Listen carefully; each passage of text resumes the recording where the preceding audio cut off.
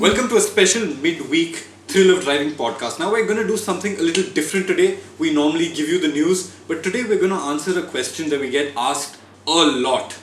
How do you become an automobile journalist? Sirish has been an editor for 10 years. There's no better man in the industry to tell you how to start off being an automotive journalist. What do you need? Yeah, what do you need? You need passion. Pure and simple. You need to be passionate about cars, about bikes, about motorsport.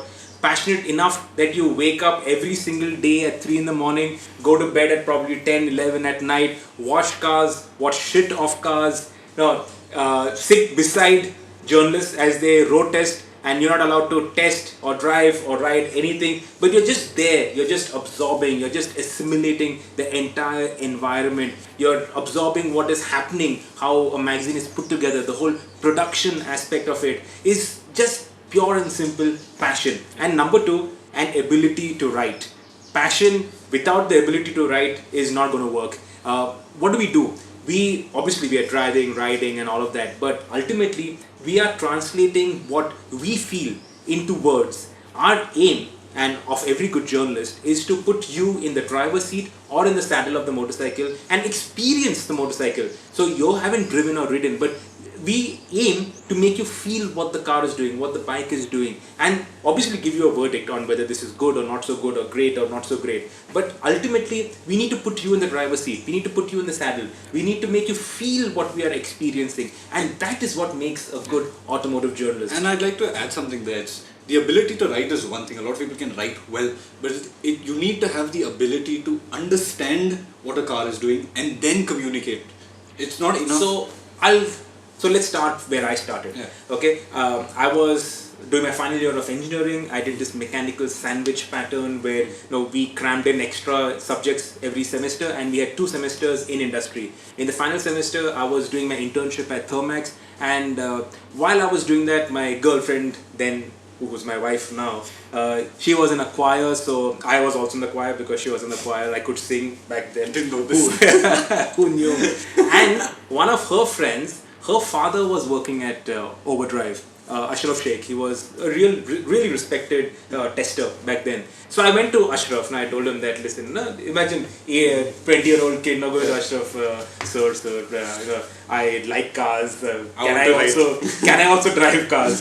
So he, obviously sensible advice, he said that, okay, run off and write something and show me something that you've written. I'd never written anything in life. I'd written compositions. I like my cow, I like my dog. But I've never written, and I was never into writing. So I said, what am I going to write about? And in the middle of engineering and all of that, I sat on my ass, and after 5 or 6 months, I finally wrote something. I went to him, gave it to him, and by then he had left Overdrive and joined Autocar. So that was that.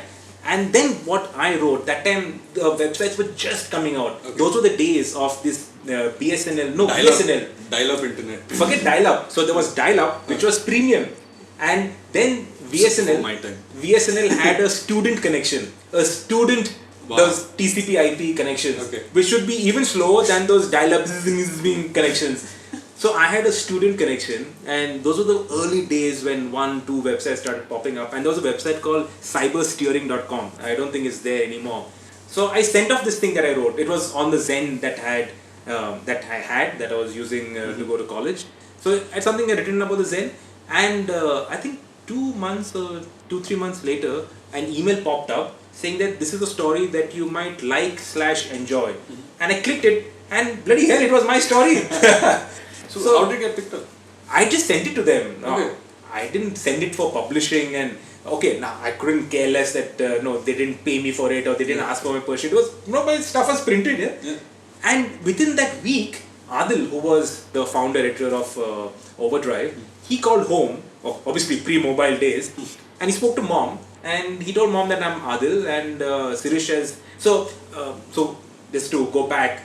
Overdrive, I used to subscribe to Overdrive. I was really into Overdrive. In fact, I used to take my girlfriend, who's now my wife, to the station at the start of every month to get the first copy that came to Pune. I was that crazy into it. And so there was an ad in Overdrive saying enthusiast ahoy. I still remember it was in the letter section, and that's why even now whenever we have any announcement we put that in the letter section. It had enthusiast ahoy, and okay, if you're interested in cars, bikes, write into us this email ID with a sample of your work and your resume. So I just attached that resume and the sample of work, sent it off, and I forgot about it. So Adil finally got it. Yeah. It was sent to him by HR, and he called mom. Yeah. Called home. Mom picked up, and he said that okay, I want to meet Sirish. Yeah, so mom called me. I was at Thermax. So she called me at Thermax. Said this guy called Adil. He called you, and there's something you had written to him. I was like, Adil called Adil. So no, I dumped everything that I was doing and found a phone. Called Adil, and I said, yeah, come and meet me. So I ran off from work, took the bus. That's when the Overdrive office was still in Pune? Yeah, it was still in Pune. Went home, changed, met Adil. We spoke for I think 2 hours, 3 hours about Formula One, about what I had read in Overdrive. And at the end of it, he just said, "Do you want to join?" And I said, "Yeah." And that was it. So that's how I got my first internship which was at Overdrive. And that's how it all started. I started off as an intern. Yeah. And I was actually interning at Thermax and interning at Overdrive and doing my final year of engineering, all three at the same time. But I loved it. I didn't have time to sleep, but I absolutely loved it. And so those early days, right, what did I do? I would accompany Aspi, who was the road test editor. I would accompany Yogendra, who was the assistant editor. We would take every single car, every single bike to the VRD to test. Not that it meant too much, because in a month we had one bike and one car to test, because that was the number of cars that came out at the time. Yeah, that was just what was there. And we would really test the living daylights out of those cars. And I would be the guy sitting in the passenger seat. And that time, Overdrive was one of the only ones to have proper testing equipment. Yeah. Even the airport's close by. So that time, Overdrive was one of the very few, not just magazines, I think it was the only magazine, but one of the very few organizations in the country to have their own testing equipment. And I mean other manufacturers, they did not have it. Overdrive had the testing equipment. I think that first thing cost maybe 12-15 lakh rupees. Wow. But Adil, he made sure that the company invested in it, and that is what made Overdrive what it was, because our testing was so solid. So anyway, I used to be the one sitting in the passenger seat. This huge Datron Corvette CPU cum printer on my lap, and either Aspi or Yogendra would be driving, and those two, they would always have this rivalry that if Aspi got 12.5 seconds 0 to 100 in the city, Yogendra would try. He had to get 12.4 seconds, and then Aspi would come and say, "Okay, let me see the thing," and then you'd be like, "Oh, 12.4, okay, now let me test." Oh man, and I would be with this thing, and those cars that time, no soft suspension, the VRD very bumpy, that damn the CPU thing, it would be bouncing on my lap, and I would be feeling sick, and I'm like, okay, when are we going to die? But that's what I used to do. I was the assistant on testing with bikes. So we had to create this box that we had to put on each bike. So we had to take off the seat, the side panels, the sari card and all that crap around it. Install that thing. So I would be the one holding the tools and trying to do all that. Yeah. That's how we started. I was not testing. But that's how you learned. Yeah, I think after 3 years or so, yeah. I did my first test at VRD. Wow. And that was because Adil forgot to assign and I remember it was the Palio. The 1.6 and the 1.2 had come. Bertie had brought the cars from Bombay, and Adil had forgot to tell Aspi and Yogendra, and both of them were out. So, as a responsible journalist sitting in the office, and it had to be tested. Yeah. So, Bertie and I took those two cars to the VRD. Full field day. And we dropped it. Dropped what? So, we were testing it, and so it had this huge optical light sensor, which would be suction mounted onto the door, and then obviously tied to the car, and so as a safety. And I don't think we suction mounted it properly. The damn thing fell. How did that go down with the boss? Yeah, luckily we had tied it, so it was only the bottom shroud that got scraped off, so we only had to replace that. The optical sensor didn't get damaged. But that was the first time we actually tested. Yeah. But that's how we started off, and we would be sitting in office quite a long time, waiting for things to happen.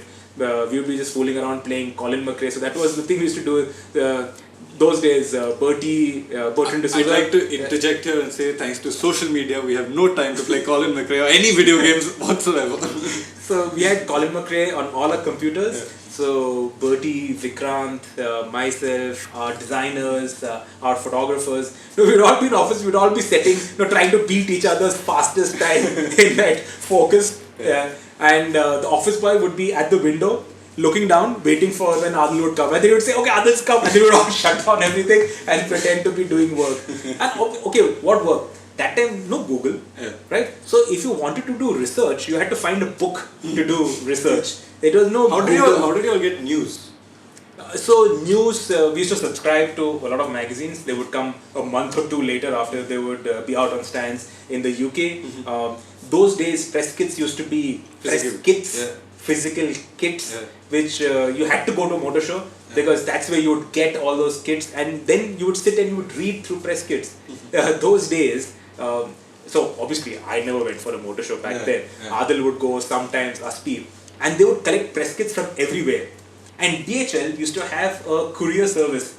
Really? So at the motor show, DHL would give you, I think, 20 kilos or something. Okay. So they'd give you a box and whatever you could stuff into that box. So I remember later on, then once I went for motor shows, outside those press rooms where the DHL office was, there'd be these journalists sitting on the floor throwing out the covers and everything because just adding weight, right? They just want the information. Yeah, so just those papers and the CDs you had to take with yourself, because if CDs came in those DHL courier boxes, the customs would stop it. Oh shit. Yeah. So then how do you get the pictures? So CDs you had to carry physically. Okay, with yourselves. With ourselves. And the paper material would come by DHL. And we used to read those. We used to read the press kits word for word. Like we still read press kits. Yeah, Paul. None of you will read. It is. So anyway, we used to read those press kits and magazines. We used to read it from the first page to the last, including the prices. We used to read every single thing because we didn't have the internet. We didn't have all the rubbish that is there on the internet. I won't say it. We spent our time in the office fooling around, or more often than not in workshops, fiddling around. I had an ambassador, that was before the overdrive time. It used to break down so often that I used to spend time in the workshop figuring out how to repair the damn car. I could change cables, I could change belts, I could work on the car myself, I could do a lot of stuff. Before we went out on holidays, and we used to, twice a year, dad, mom, my sister and myself used to drive down to Kerala. Before we headed out to Kerala, we had to get the ambassador overhauled. And like completely overhauled, because the gearbox had a habit of exploding, the engine had a habit of giving up. It had a habit of launching crankshafts. When I must have been maybe 12, 13, once coming back from Kerala in the forests of Sirsi on a Sunday morning, the crankshaft snapped. Great. And dad took a lift back on a truck back to Sirsi town, woke up a mechanic. It was 6 in the morning. He came with his ambassador, towed the car back to Sirsi. Then we took a cab to Hubli, took a bus to come to Pune. Then 5 days later, dad went back to Sirsi to pick up the car. Those used to happen those days. You had the time to do that. And that's how I learned. That's how I got into cars. So, okay, I think we're digressing a little bit. But what I mean to say is that we got our hands dirty. We could fool around with cars. We could, when I had my Kinetic, I used to do stuff to it myself, and I knew how to do it. And even when we were at Overdrive, we were encouraged to go ride, to go drive, to spend time with cars, with bikes. And those days, it's not your fault, because now there's just so much happening that you have to give out your copy like this. Your web stories also, happen. You're talking about the car breaking. Cars just don't break down these days. Yeah, cars also don't break down. You don't need to get your hands dirty. Yeah. I mean, you just send it for your regular service if you're taking care of the car. So, if you want to, you can get your hands dirty. How do you do that? By getting into motorsport. Yeah. So, there's a lot that I learned in my initial days, and I really have to thank the guys that I work with. Adil, who was our editor, he sat with a stick. Okay, well, not a physical stick, okay? But Adil, if you've ever experienced the Adil Jal Darukhanawala rage, oh God, it is a tsunami. I think a tsunami will get scared of Adil. Yeah, you would think that a vein was going to pop in his neck, but man, if he screamed at you, oh shit, it was the yelling of your life, Yeah. and you would never commit that mistake again. But he also had your back, because I remember once I was testing this Challenger. That was a motorcycle that Kinetic had brought out, which was a carbon copy of these Hero Honda Sloper engines, the Splendor CD100, and it was so stiff, my back was hurting. And by mistake, I wrote that it was too soft, and that is why my back was hurting. So the Kinetic guys called Adil. They made him sit behind pillion on the bike, and they rode it down one kacha road. And they told Adil, okay, now is that soft or hard? And so yeah, Adil admitted it, and he told me about it, but he never he never hammered me for it. He said that okay, genuine mistake, but don't make that mistake. And those guys, they really taught us. Aspi, who is now the editor of Car India and Bike India, he taught me about lines. Now you were saying about how do you learn, right? I learned from these guys by sitting with these guys. He taught me about lines and how lines can make you a faster and safer driver and rider on the road. The first time I went to a racetrack, I followed Aspi and saw his lines, saw his riding style, his smoothness on a bike, his speed on a bike. Even today, I think he's 55 or something. Even today, he'll whoop all our asses. And I'm no great track rider or anything like that, but all these guys who get their elbow down and get their knee down like it's child's play, they can't keep up with Aspi. After 5 laps, Aspi comes up to lap them. Super smooth guy, and he taught us how to drive. Yogendra, he taught us how to have attention to detail. I was the runt of the litter when I started off. So I was given the specs pages to do, and that time I used to do car and bike prices pages in overdrive. The worst thing, the absolute worst thing an assignment that you could possibly get.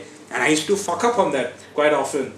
And he would point out the errors, and he would say, okay, not like this, like that. We used to calculate the kilometers per thousand, the kmph per 1000 RPM. So with the gear ratios and that. Oh man, every time I calculated that I would screw up. And he would correct it. You were doing engineering. Yeah.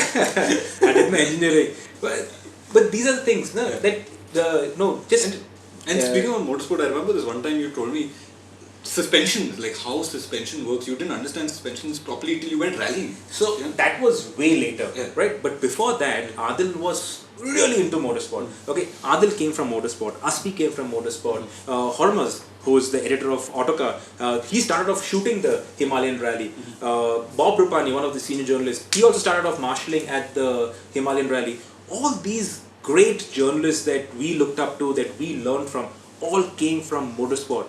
If you don't have an interest in motorsport, you're not going to make it. Yeah, okay, you can be a good enough journalist, but you cannot be a great journalist, because what you learn in motorsport, both on the engineering side and on the human side, okay, which connects with cars and bikes, of course, nothing else will teach you. It's key to your grounding. So Adil saw potential in me. All the guys used to joke that I was Adil's blue-eyed boy. So the first sign of really being in Adil's good books was I was given the motorsport section to caption. And I remember the first time I captioned the Formula 1 pages and the MotoGP pages, that was like, I've made it in life, man. Because motorsport was Adil's baby, nobody was allowed to even touch it. Right. And those days, okay, dial-up connection in the overdrive office. So we had Rishad Sam Mehta, who right now is, I think, one of India's best travel journalists. He used to be the editorial assistant, and most of the time he would be on that one computer in office which had the internet connection, and he would be downloading pictures from DPPI, Formula 1 and MotoGP pictures for afterwards layout and everything. But that was his job, to download those images. So I started off working on those motorsport pages, and then Adil started sending me out for motorsport events, covering motorsport events. My first column was a motorsport column. One of my first columns was, obviously, when you're young and you start getting responsibility, you think you're the cat's whiskers. Yeah. So I wrote one column, I remember, about Naren, saying that, no, I'm not going to drink his Kingfisher brand mineral water. And I think that time he was plugging fast track watches, and I'm not going to wear a fast track watch, or some shit I wrote about him. Which was, stupid thing. Unnecessary, completely. No, just, then I wrote something about Karun. And at the next race, Karun caught up to me, and Karun is my age. I think he's a year or two younger. And he said that in motorsport, you are only as fast as your last dollar, which means that if you do not have the money, there's only that much you're going to be able to do. It was something that I would learn, I think, 8 years later when I finally got into rallying, got into proper motorsport, and saw that, okay, my budget can only afford DMS suspension, not Rigers, and I was getting whooped, right? And he told me that, and that's when I realized that, okay, no, it's easy to criticize. It's very hard to actually go out there and do that. And that's the thing I want to get to, that as automotive journalists, you have to spend your time learning. I got my first column, I think, in 2 years, and I think that was too early because no, I didn't have the right grounding. And today, like guys like you, how long did it take for you to get behind the wheel of a Merc? I don't remember, man. It must have been 2 years. 2 years. I took forever. Yeah. I got behind the wheel of a Merc in 4 months, but that's because I was Adil's blue-eyed boy, so he let me drive for 100 meters, E240, the V6. But that was that, yeah.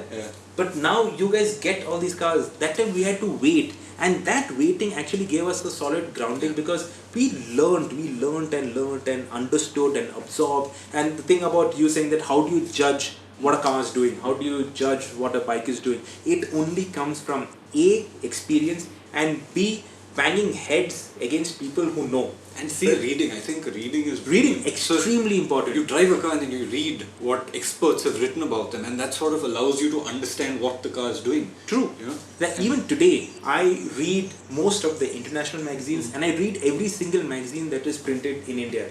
To see what everybody is doing, and also to benchmark ourselves. So at Evo, we benchmark ourselves against the best in the world.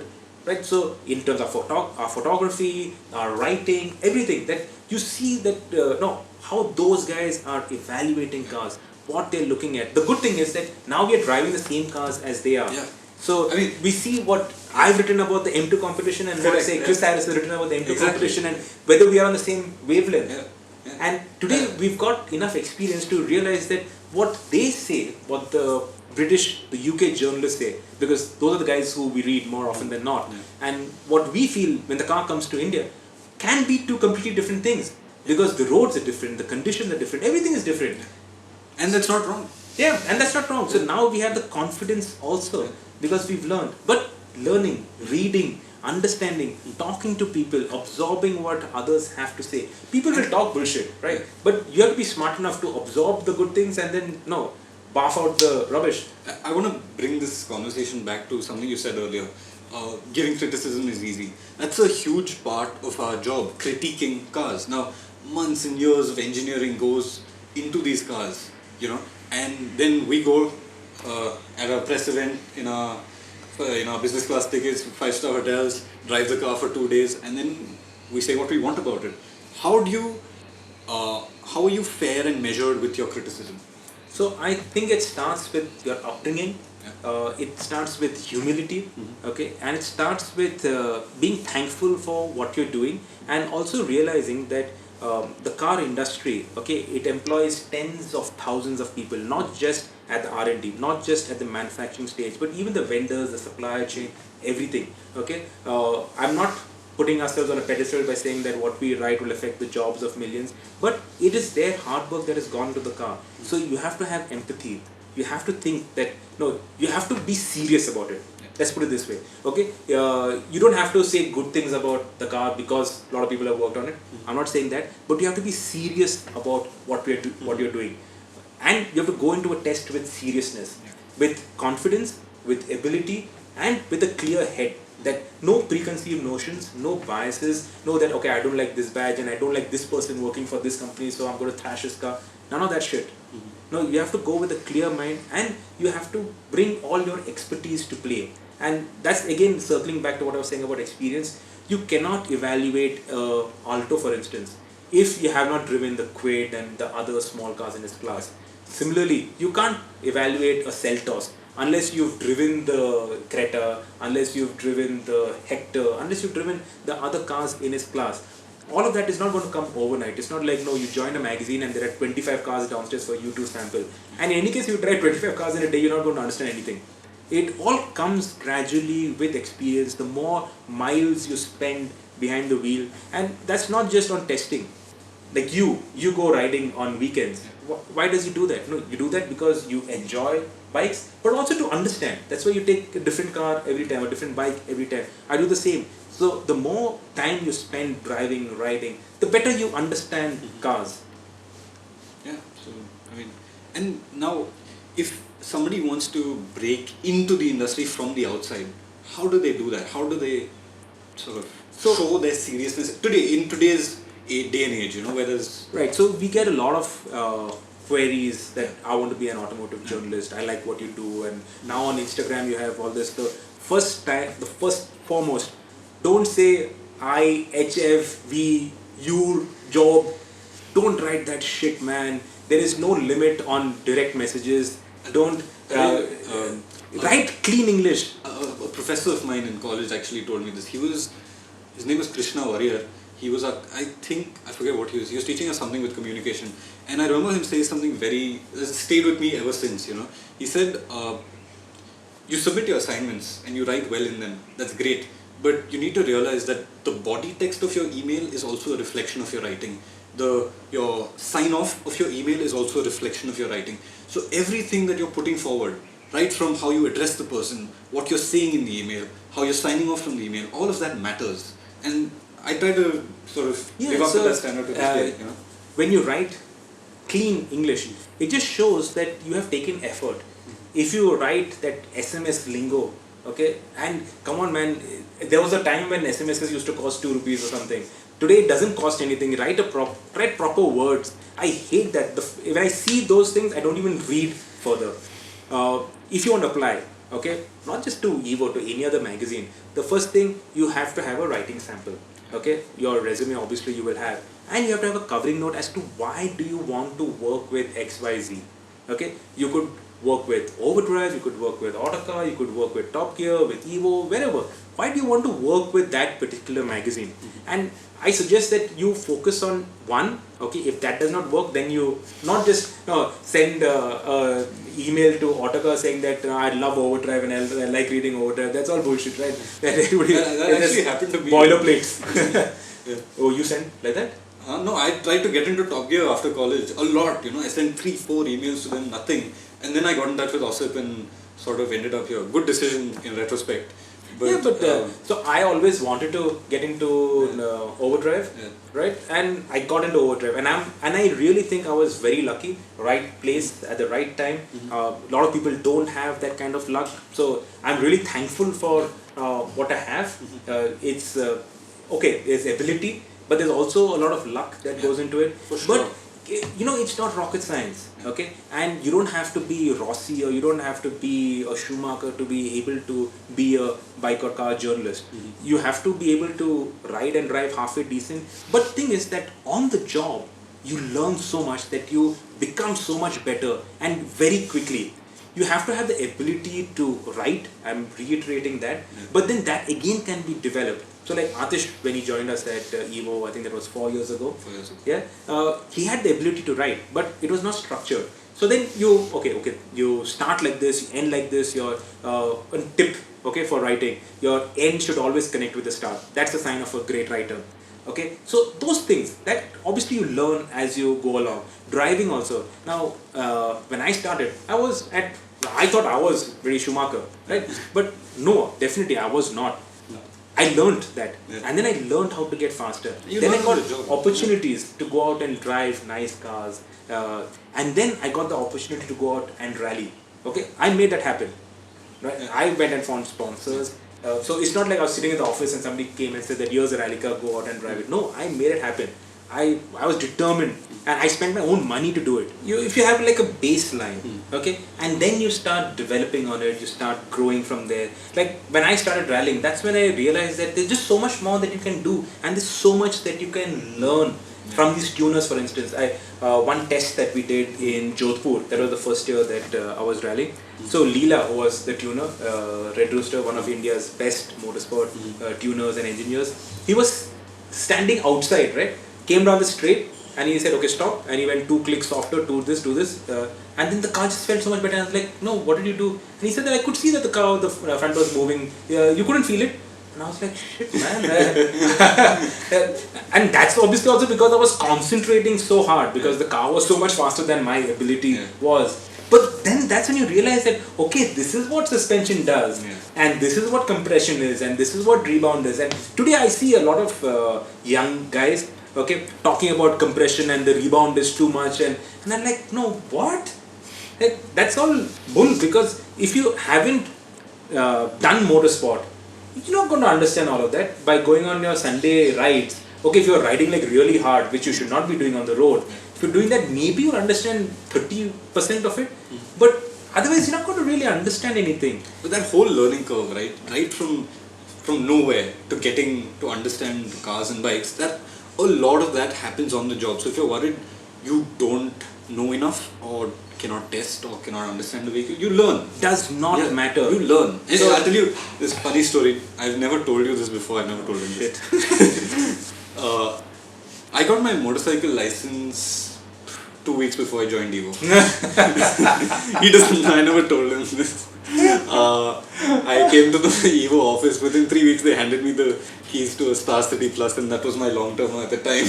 But I didn't dare say that. Oh, I just got my license 2 weeks ago. But that's how I learned. Because so Atish is a great example of it, because when he came to us at Evo, I knew his riding was, he could go to the shops and buy milk. Yeah, right? that's about it. But that's about it. Yeah. But we had opportunities. We pushed Atish, and Atish also responded. He responded well. He responded with humility as well as with ability. And I remember we sent you for, I think 2 years later, you went to the California Superbike School. Yeah.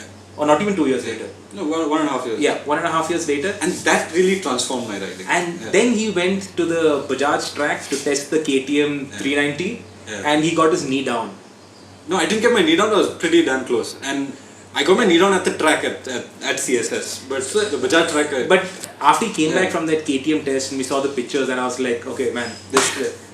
he's got ability. But that... So, what I'm getting at is that you don't really have to be a Rossi or Loeb to come and work for a magazine. No magazine needs somebody with a baggage of a Rossi or a Loeb either. We got this young kid, Suvrat, okay, who is... he's just a normal driver and rider.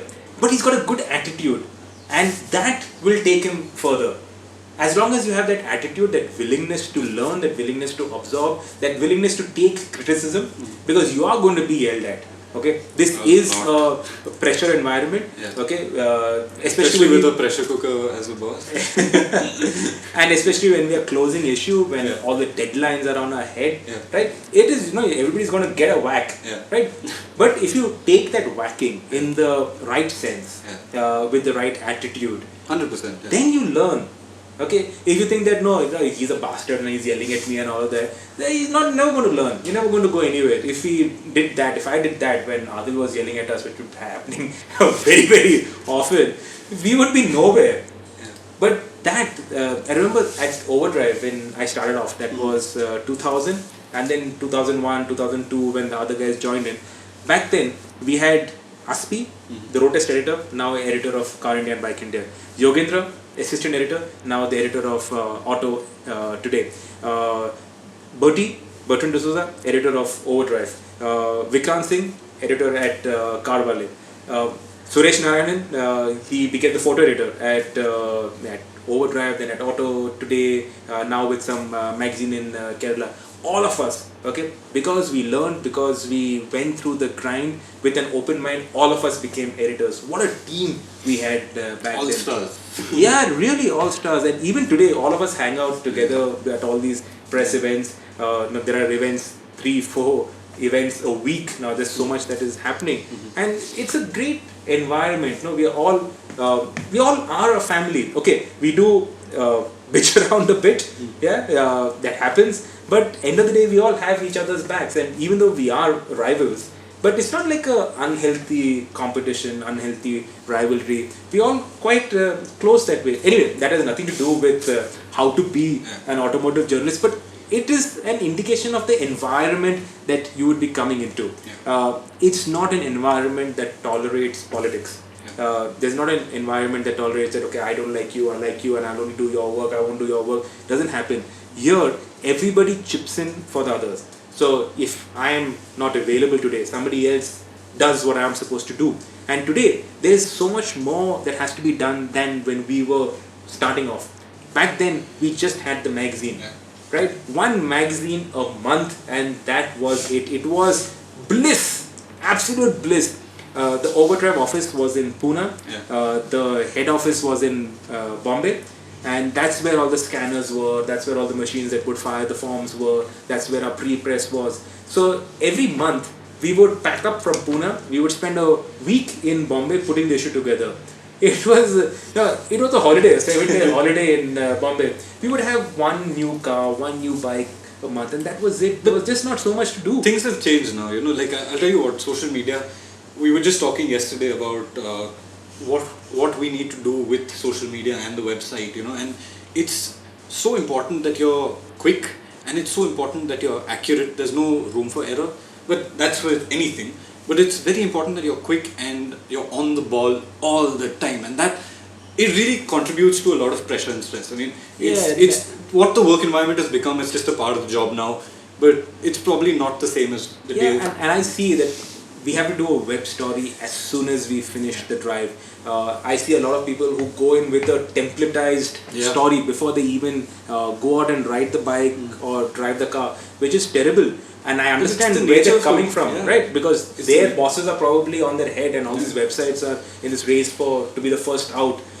So they are under that pressure. It's no fault of theirs. When we were doing our tests back in the day, back in 2000 when I started off, we would spend a week evaluating, simulating, just an entire week.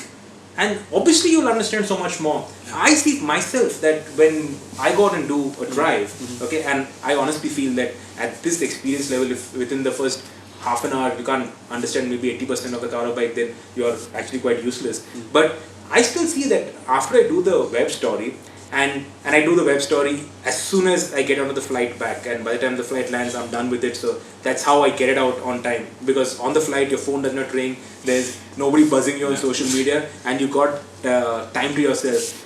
But then I realized that then I sit down to do the magazine story, okay, and then I'm thinking about what I went through and what I experienced, and oh, it did that, and in that place it did this. And I see that my web story and my magazine story are two different kettle of fish. It's just so much more in depth.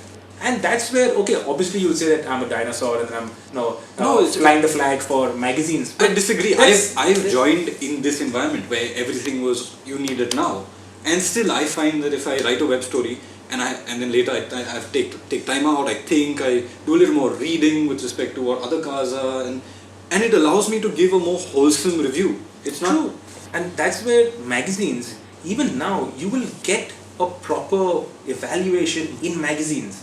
On websites, you will get data, you will get figures, you'll get a quick read, right? But the magazines still are there. And I'm not saying this because we are Evo, because Evo does not do road tests.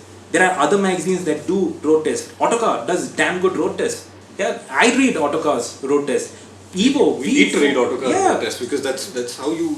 Yes, Evo, we talk about the joy of driving, just that, the experience. Okay, some people might say that is, too long, the story is too much, but we believe in long format stories. You look at a great picture, have a great read, and that's what enthuses the enthusiast, for enthusiasts, by enthusiasts. That's our motto here at Evo, along with the thrill of driving and riding, and that's what we cater to, that just the general joy of driving and riding and experiencing the car or bike, and obviously motorsport, because like I keep banging that same motorsport drum, that motorsport is what teaches you everything.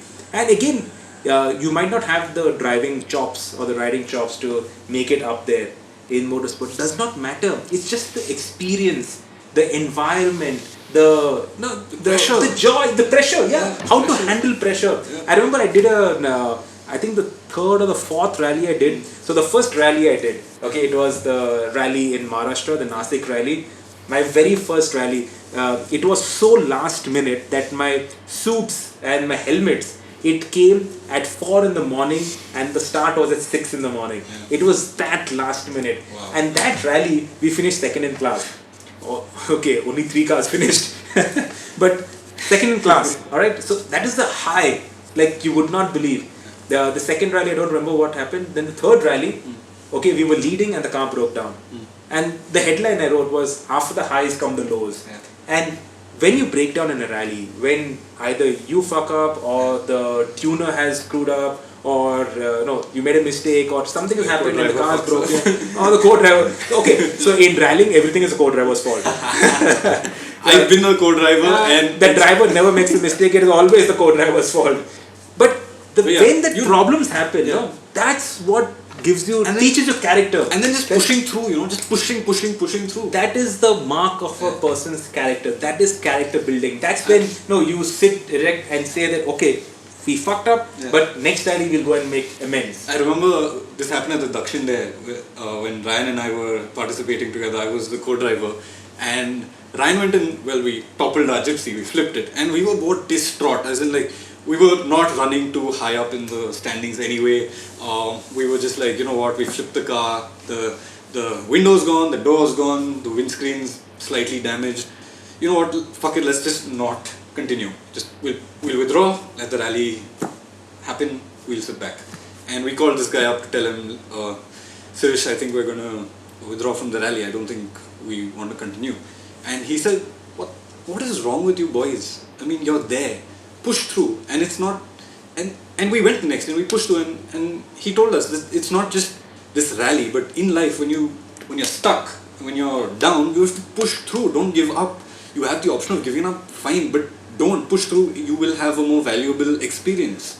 And we got stuck on the next day again because the gearbox jammed in neutral, but at least we pushed through. We made it to the start line the next day with taped up windows and all sorts of rubbish. And it gives you pride to say that, no, we went through adversity, we went through shit and we came out of it.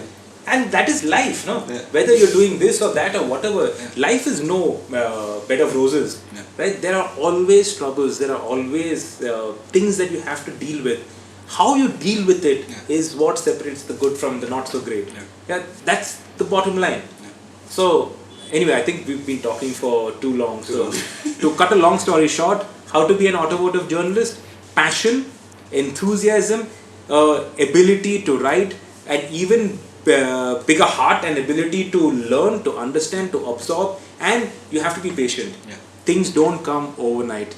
You'll start off as an intern, you'll be washing cars, you'll be standing in the hot sun, indicating, spotting for us. We'll be doing cornering shots and you'll be outside in the hot sun saying, come go. Doing specs pages. I started on the specs page. Everybody does. And starting as an intern is the best possible thing. But I'll tell you something good about Evo, we don't have specs pages anymore. So if you're joining Evo, you're going to start at news, which is one rung above where all of us started. So I'll tell you why we knocked off the specs pages in Evo. Not specs pages, sorry, the car and bike prices pages. So there were so many errors, and we tried so hard to sort out the errors, and it never happened. And it's because I'll tell you what. The problem is that the bloody prices keep changing so often that you just can't keep pace with it, and everything is there online. Exactly, the web guys, they're doing such a good job with stuff. I look at all these websites for prices. Our pages was slightly redundant, So I thought that instead of breaking our heads over this, those 16 pages, we'll do 2 big feature stories. So you get 1 extra Ferrari story, 1 extra Porsche story. I think it's better off. Get a driver, 1 more fancy car every month. We're not complaining. You shouldn't complain either. Because you get to read so much more. So anyway, that's how you become an automotive journalist. And I hope this has been useful. Hope it's been informative. And if you like this sort of candid podcast, not so much about the news, but about the industry and about what we're up to, we'll try and do a few more. Let us know in the comments. Give us some feedback. We're always willing to listen to you guys. And give you all what you all want. Subscribe to the channel. Like the podcast. Yes. And what else? Subscribe. Comment. Leave your comments below. And comment. Also, this is the best job in the world. I did a column, my last column at Overdrive, when I left Overdrive to go and work at Porsche. Is it not printed on one of your coffee mugs? It's one of a fan went and printed it on a coffee mug. I saw it on its desk once and I went and read it. And I think it's there somewhere on my Facebook, or I put it up. Where I wrote about how this is the best job in the world, and I was leaving it to go and join Porsche because I had it with automotive journalism. And then the first day I went to office at Porsche, I realized that fuck man, what have I done? And I took it for 8 months. Then I came back and started Evo. So take it from somebody who's done both sides of the thing. This is the best job in the world, but it is a lot of work. It's great fun, but it's a lot of work. So if you have the heart for it, go for it.